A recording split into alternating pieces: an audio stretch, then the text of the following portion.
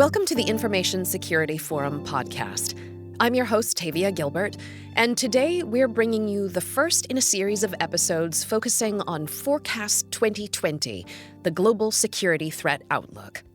ISF Managing Director Steve Durbin, as always, is in the studio with me today, and we're going to discuss the top global security threats that businesses will face in 2020, or in shorthand, things that will keep you up at night.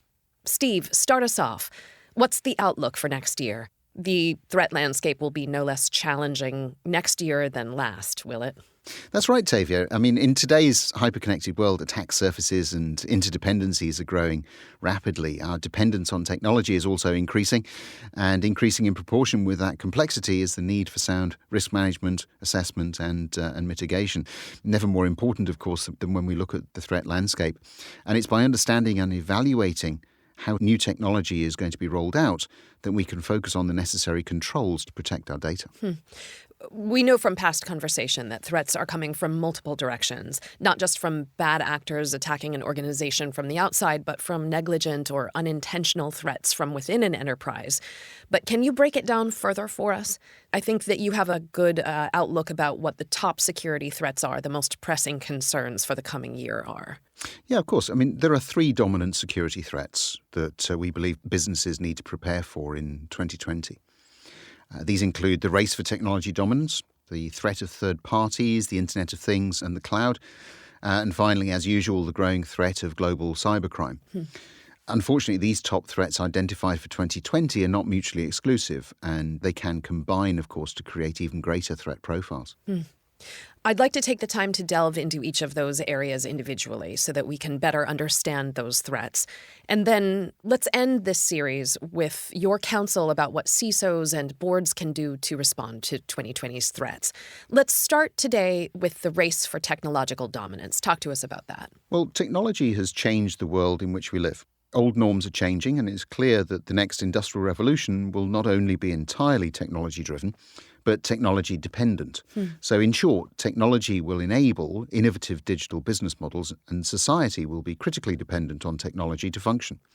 Intellectual property will, of course, be targeted as the battle for dominance rages, and that battle will be global. We've already seen evidence of fracturing geopolitical relationships in the battle for intellectual property, haven't we? Yeah, that's right. I mean, those splintering relationships started to emerge back in 2018, as demonstrated by the US and China trade war and UK's Brexit. It's safe to say that in 2020, the US and China in particular will increase restrictions and protectionist measures in pursuit of technology leadership. And I think that that's going to lead to a heightened digital Cold War in which data is the ultimate prize.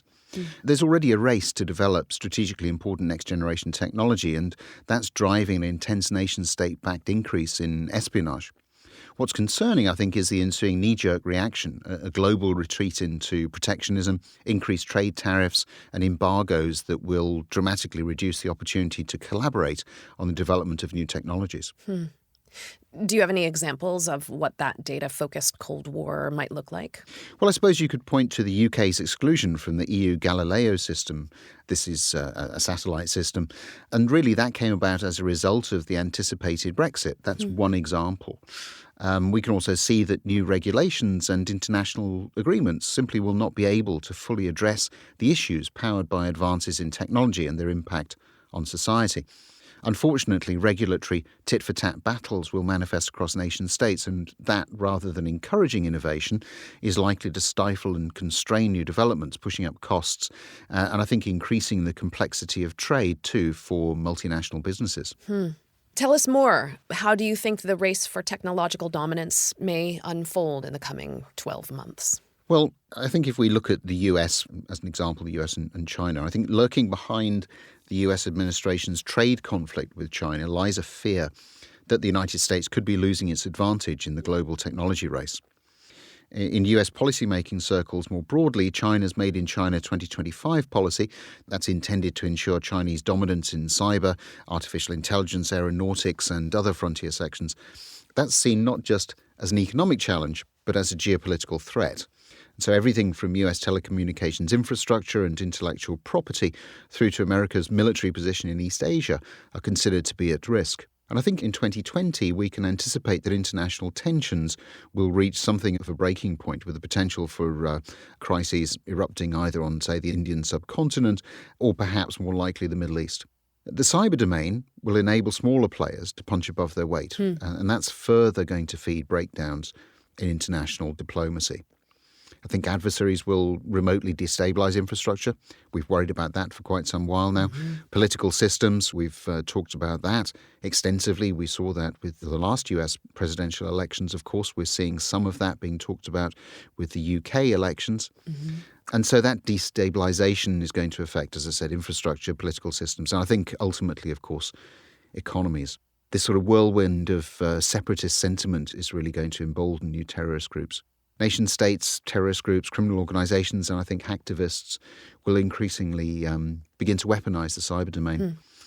And I think that also, these attackers are going to utilize probably a more sophisticated arsenal of cyber weapons than we've seen in the past, mainly because we're seeing cyber develop at such an exponential rate and the technology is advancing so much. And so I think that the sort of weapons that are going to be available are certainly going to be able to infiltrate, subvert and disrupt larger targets. And I think that that's going to impact critical infrastructure. I think it's certainly going to impact the social media channels as a means to influencing society. So some of these we've seen in the past. I think that we're going to see heightened activity around those areas.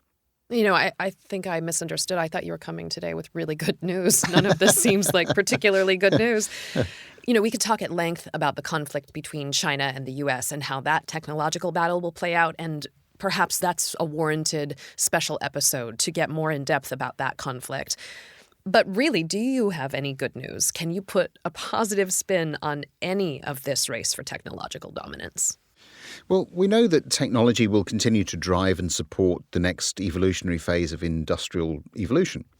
By 2024, 5G will reach 40% of the population and something like 1.5 billion subscriptions, making it the fastest generation ever to be rolled out on a global scale. Now, that's being driven by new innovative solutions that reuse existing infrastructure and available spectrum. And though that will usher in a host of challenges, the exponential increase in computer processing power will make what we consider to be impossible tasks today suddenly possible tomorrow. So there will be some benefits, but we can be certain to experience a tremendous amount of destabilization and conflict at the same time. And perhaps that's not great news, but it does support the imperative for business leaders to keep their eyes wide open, respond to the evolving threat landscape appropriately, and seek very much more information and I think support to help them weather the coming storms. My last question, do you have a bunker, and is that where I can plan to hide out? You don't have to answer right away. Thank you for walking us through the first global threat in our 2020 forecast series. It's clear that in the year ahead, organizations of all sizes must prepare for the unknown so that they have the flexibility to withstand unexpected, high-impact cybersecurity events.